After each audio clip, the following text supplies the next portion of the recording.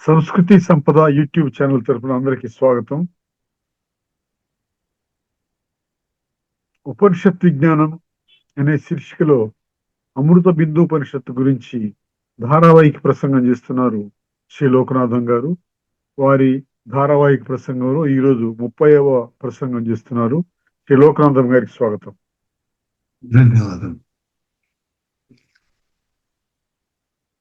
ఓం తత్సత్. ఓం గురవే సర్వలోకానాం విషజే భవరోగిణాం నిధయే సర్వవిద్యానాం దక్షిణామూర్తయే నమః. ఓం సర్వగురుభ్యో నమః. పరిపూర్ణ పరబ్రహ్మ స్వరూపులకు ప్రియాత్మ బంధువులారా వందనములు. అమృత బిందూపనిషత్తులోని మంత్రములను గూర్చి వివరించుకుని చర్చించుకుంటున్నాము. మంత్రం సమాధాయ చోదరేత్ వతివత్పరం నిష్కలం నిశ్చలం శాంతం తద్బ్రహ్మాహమితి స్మృతం. నిష్కలమైనటువంటి, నిరవయమైనటువంటి, నిశ్చలమైనటువంటి అనగా చలనరహితమైనటువంటి, శాంత స్వరూపమైనటువంటి, సర్వోపద్రవరహితమైనటువంటి ఆ బ్రహ్మే నేను అని స్మరించుచున్నవలను. ఆ బ్రహ్మే నేనని జ్ఞాననేత్రాన్ని సాధించి సంపాదించి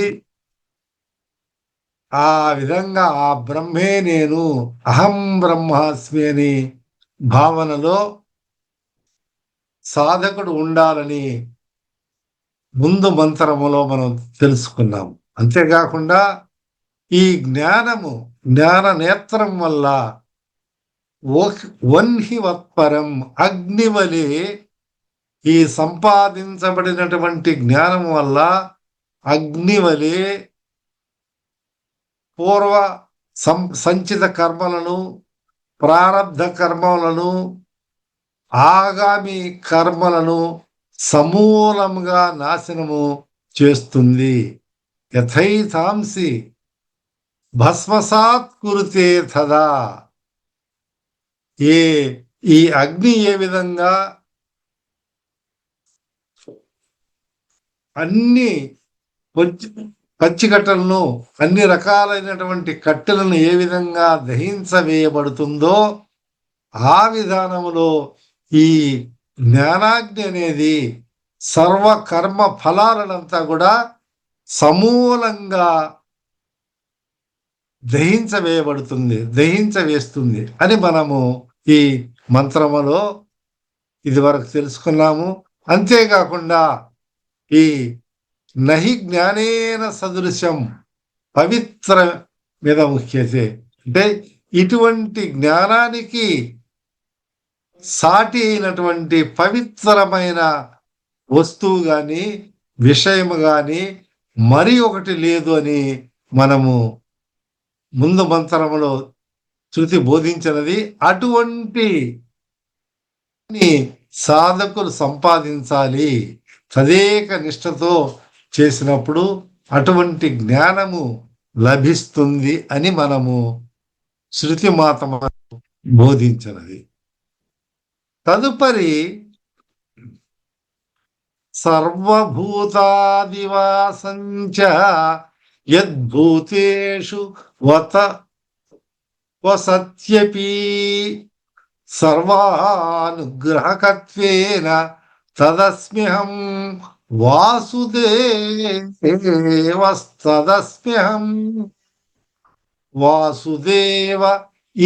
ఉపనిషత్. సర్వభూతాదివాసం చ యత్ భూతేషు వసతి అపి సర్వానుగ్రహకత్వేన తత్ అస్మి అహం వాసుదేవః తస్ అస్మి అహం వాసుదేవః ఇది ఉపనిషత్. ఇది ఉపనిషత్ అని పదవిభాగములో యత్ ఏ పరబ్రహ్మం అయితే సర్వానుగ్రహ కత్వేన సర్వానుగ్రహం సర్వము అనుగ్రహించునదై ఉండుట చేత అనుగ్రహించునదై చేయుట చేత భూతేషు సర్వభూతములందు వసత్యపి ఉంటున్నది వసించుచున్నది. అంటే సర్వభూతాలంటే అఖిలాండ బ్రహ్మాండ కోటిలో ఉన్నటువంటి సర్వజీవ కూడా ఈ పరబ్రహ్మ ఈ పరమాత్మ వసించుచున్నది ఉంటున్నది. అయినప్పటికీ అది ఉంటున్నప్పటికీ కూడా సర్వభూతానివాసంచ సమస్త భూతాలకు సర్వభూతములకు ఆధారమై ఉన్నదో వసించుతున్నది. ఆ సకల జీవరాశులకు సర్వభూతాలకు ఇది ఆధారమై ఉన్నది. ఆధారం అధిష్టానమై ఉన్నది. తత్ ఆ పరబ్రహ్మ అయిన వాసుదేవ అహం ఆ వాసుదేవుణ్ణే నేనై ఉన్నాను. అస్మి నేనగుచున్నాను. తత్ ఆ పరబ్రహ్మమైన వాసుదేవ అహం నేను అగుచున్నాను. నేనే ఆ వాసుదేవుడును. ఇది ఇట్లని ఉపనిషత్. ఉపనిషత్ అంటే ఉపదిశతి ఉపదేశించుచున్నది. ఏమని ఉపదేశించుతున్నది? ఆ వాసుదేవుడే నేను. అహం బ్రహ్మాస్మి అన్నారు కదా.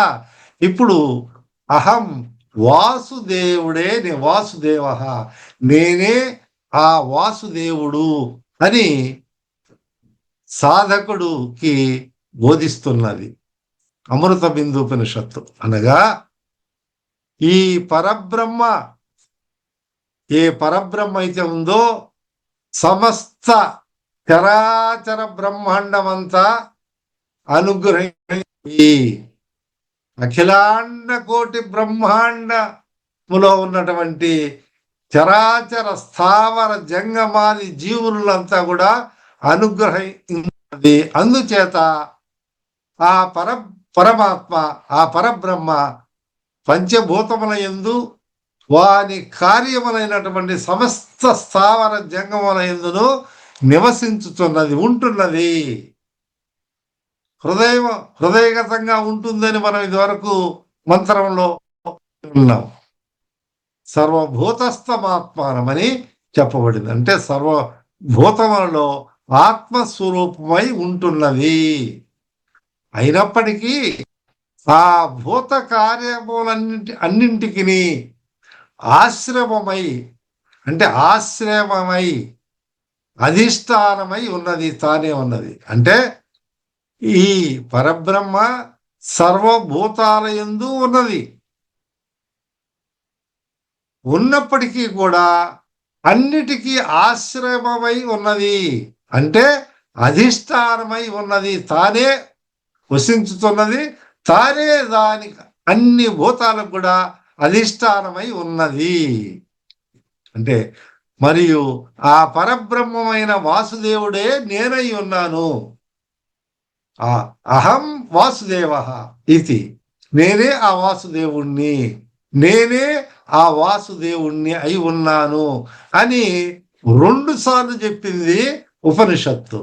విరుక్తం అంటారే 2 సార్లు బోధించింది, 2 సార్లు శాసించింది అన్నమాట. అంటే ఇక్కడ ఒక సందేహం మనకు కలగవచ్చు. ఏమిటి? సర్వభూతముల యందు ఈ బ్రహ్మము ఉంది అన్నారు.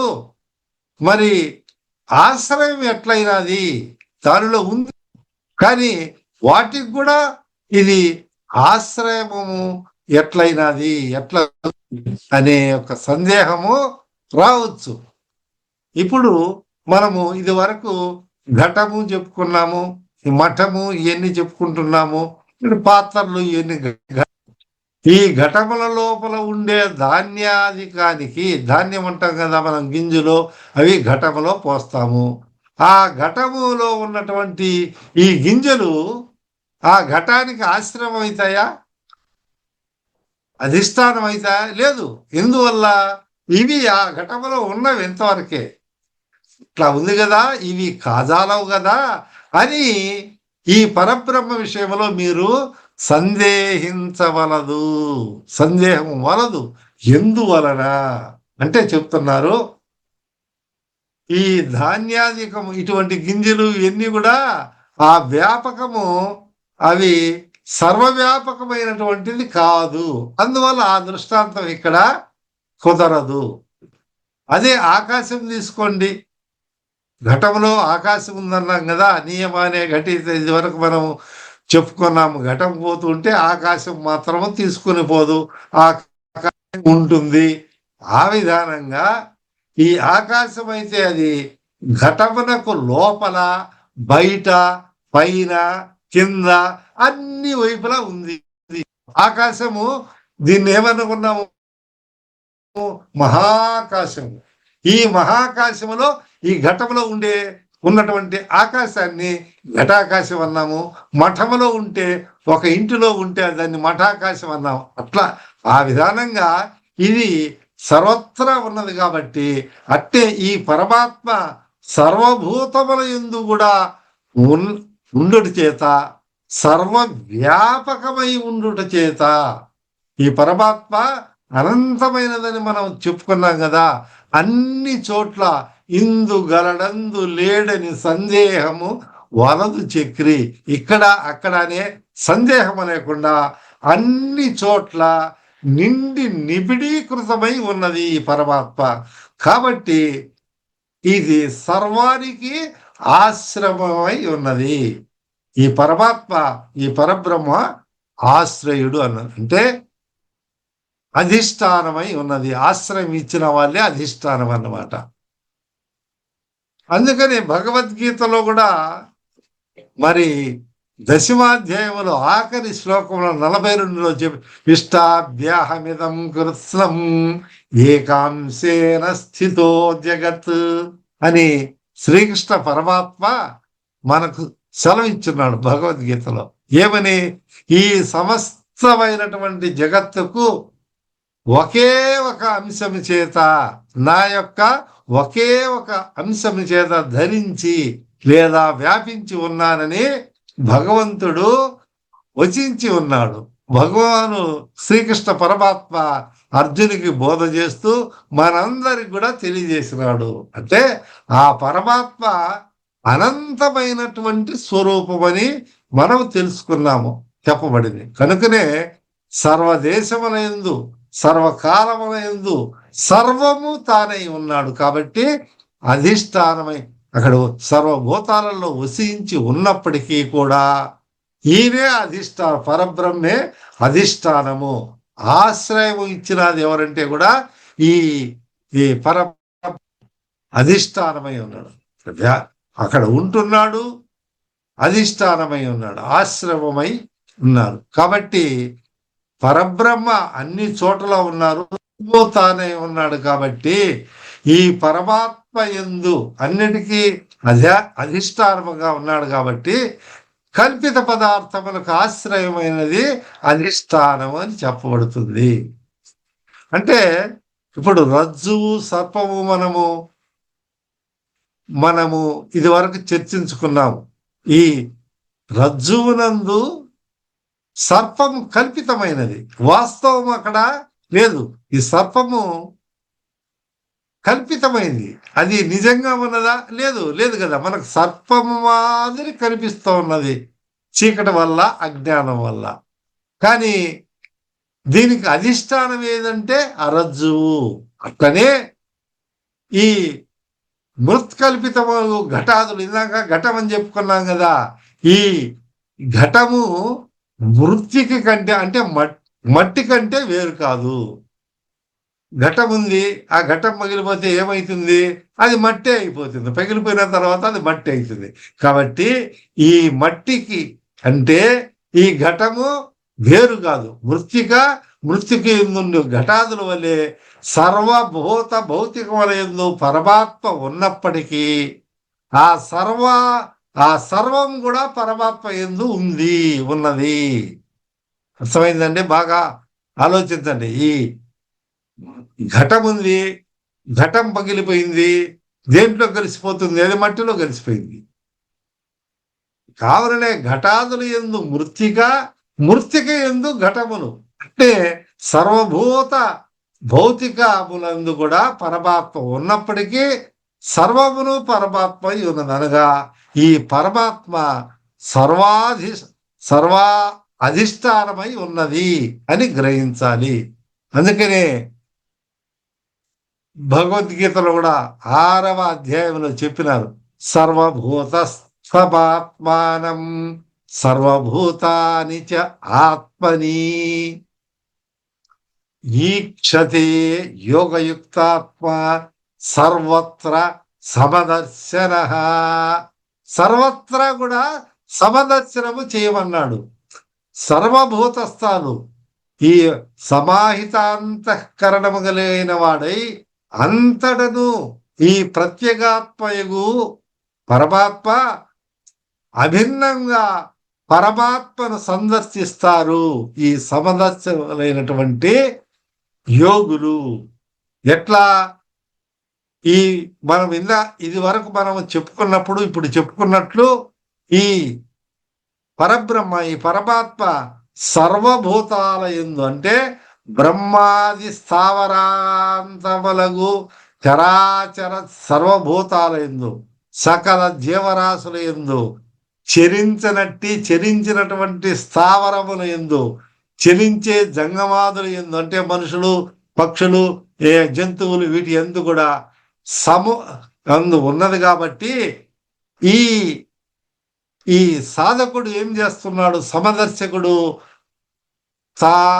ఈ సర్వభూతములో ఉన్నటువంటి పరమాత్మ తనలో ఉన్నటువంటి పరమాత్మ ఒక్కడేనని అన్నిటిలోనూ ఆ భూతములలో తనను చూసుకుంటున్నాడు.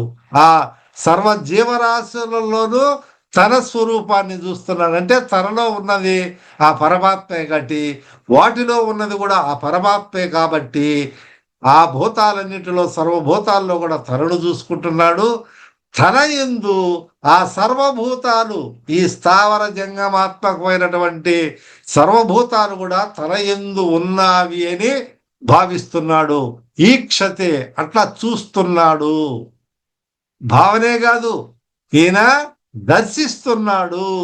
అట్లా ఎవరైతే సర్వత్ర సమదర్శన అంటే అభిన్నమైనటువంటి దర్శనం చేస్తారో వారికి సర్వం కల్విదం బ్రహ్మ అంతా రామమయం, ఈ జగమంతా రామమయం అని మరి త్యాగరాజు వీళ్ళు గానం చేశారే.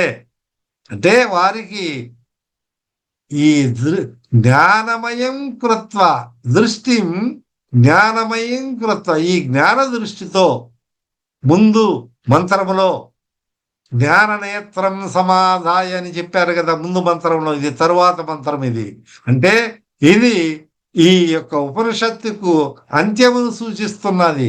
అఖండార్థ బోధమును తెలియజేస్తున్నది. ఎందుకని ఈ యొక్క పరమాత్మ ఈ పరబ్రహ్మ బ్రహ్మాది స్థావరాంతములగు సర్వభూతములు యందు కూడా సమముగా ఉన్నది, తన యందు ఉన్నది. వాటిలో ఉన్నటువంటి ఆ బ్రహ్మమును చూచుచున్నాడు అని ఈ సమ్యక్ దర్శలు సమరస జ్ఞాన సంపన్నులు సర్వత్ర కూడా సమదర్శన సమభావన అంటే సర్వము ఆ బ్రహ్మభావంతో ఈక్షతే చూస్తారు అని చెప్పబడింది. అంటే ఇక్కడ ఆ విధానంగా ఈ వాసుదేవుడే అన్నిటి యందు ఉన్నాడు.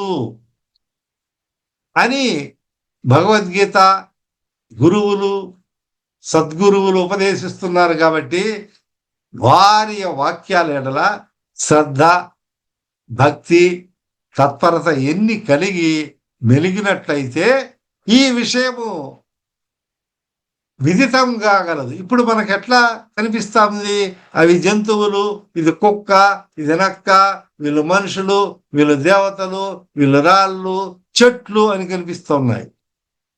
కానీ ఎప్పుడైతే ఈ భావం మారిపోయిందో, ఈ జ్ఞానంతో, సమరస జ్ఞానంతో ఎప్పుడైతే చూస్తున్నాడో అప్పుడు అంతా ఒకటిగానే కనిపిస్తుంది.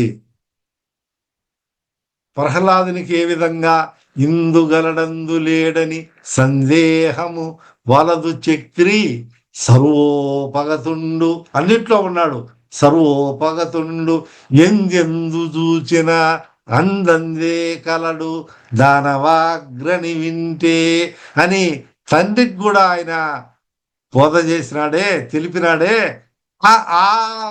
ఆ తండ్రికి అటువంటి భేద దృష్టి ఉన్నది, ఇటువంటి సమదృష్టి లేదు. కానీ కుమారుడైనటువంటి ప్రహ్లాదునికి సమదృష్టి ఉన్నది. కాబట్టి ఆయన అన్నిటిలో చూడగలిగినాడు. సర్వభూతాదివాసంచ ఇత్యాది మంత్రములతో ఈ మంత్రము పరిసమాప్తం అవుతా ఉన్నది. అంటే ఎప్పుడైతే 2 సార్లు చెప్పినారో బ్రహ్మాత్మైక రూపమగు అఖండార్థమును, ఇది ఖండం కాదు, అఖండమైనటువంటిది, అనంతమైనటువంటి, సర్వత్రా వ్యాపించిన అటువంటిది. కాబట్టి ఇటువంటి జ్ఞానాన్ని ప్రస్ఫుటంగా బోధించుతూ సమాప్తిని పొందినది ముముక్షువులకు, మోక్షేక్ష గల వారికి ఈ అఖండార్థ బోధయే సంపాద్యమైనది. ఈ అఖండమైనటువంటి అర్థబోధనను మనము సంపాదించాలి. ఎవరు? ముముక్షువులు.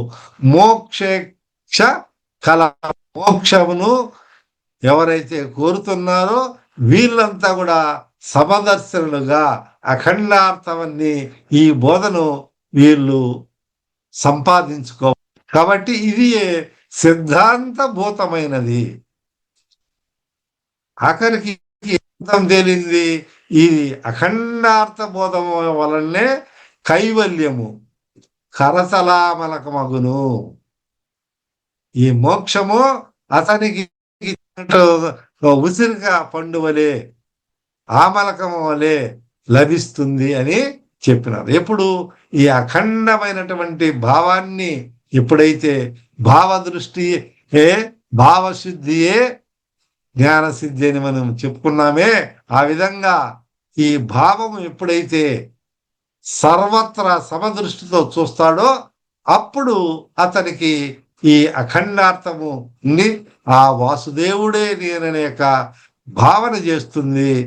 ఇటువంటి అంటే ఈ అధికారి, ఈ ఉత్తమ అధికారి శ్రోత్రియ బ్రహ్మనిష్ఠులకు మహాత్ముల సన్నిధి చేరి ప్రణిపాతి పూర్వకంగా, అంటే సాష్టాంగ నమస్కారం చేసి వాళ్ళ దగ్గర ఉండి శ్రవణ మనన నిధిధ్యాసమును సలిపి దృఢాఖండాపరోక్ష బ్రహ్మాత్మైక సాక్షాత్కార జ్ఞాన సంపన్నులై దృఢంగా, ఏదో ఒకసారి అట్లా కలిగినది అన్నట్టు కాదు. వైరాగ్యం అని చెప్తారే, శ్మశాన వైరాగ్యము, ప్రసూతి వైరాగ్యము, అట్లా కాదు. అక్కడికి పోయినప్పుడు అందరూ చనిపోయే వాళ్ళే కదా, ఈ మాదిరి ఈరోజు ఎండింగ్ ఎట్లా ఉన్నారు, మళ్ళా ఇంటికి వచ్చిన తర్వాత యథావిధిగా ఉండేదని కాదు.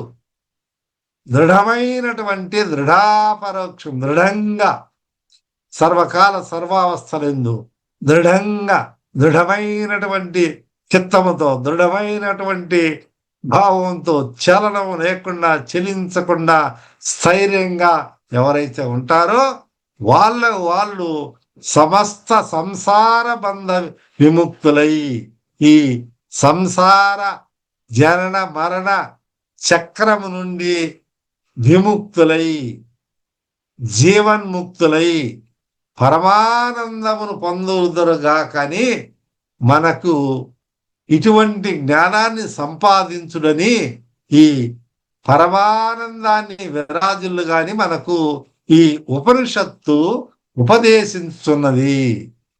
కాబట్టి సాధకులైనటువంటి వాళ్ళు ఈ అమృత బిందు ఉపనిషత్తుల్లో తెలియజేసినటువంటి విధానములో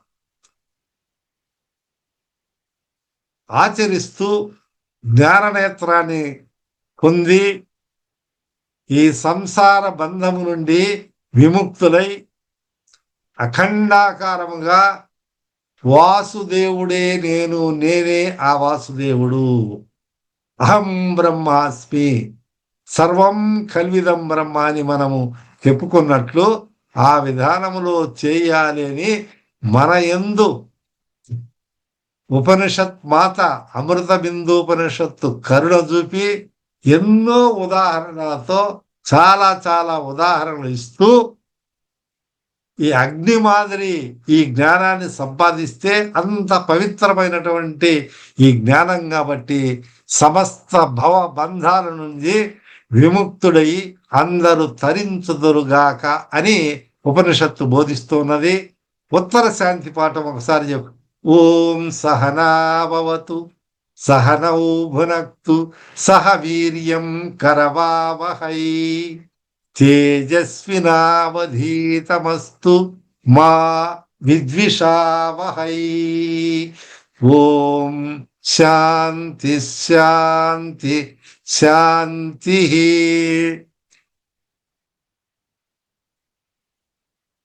శ్రోత్రియ బ్రహ్మనిష్ఠులు, సదాచార సంపన్నులు, సద్గురు పూజ్య పాద విద్యానందగిరి శిష్యుడైనటువంటి లోకనాథమైన నేను ఈ అమృత బిందూపనిషత్తుల గురించి యథోచితంగా ఆ గురువుల దగ్గర పొందినటువంటి లేదా నేర్చుకున్నటువంటి జ్ఞానం చేత నా శక్త్యానుసారము వివరించాను. ఈ అమృత బిందూపనిషత్తు అందరికీ ఈ అమృత బిందువులను మనం గ్రోలి తరించుదురుగాక. ఓం లోకా సమస్త సుఖినో భవంతు. ఓం శాంతి శాంతి శాంతి. ఓం తత్సత్. ఓం. ఉపనిషత్ విజ్ఞానం శీర్షికలో అమృత బిందూపనిషత్తు గురించి ధారావాహిక ప్రసంగం చేసిన శ్రీ లోకనాథం గారికి ధన్యవాదాలు. వందనాలు.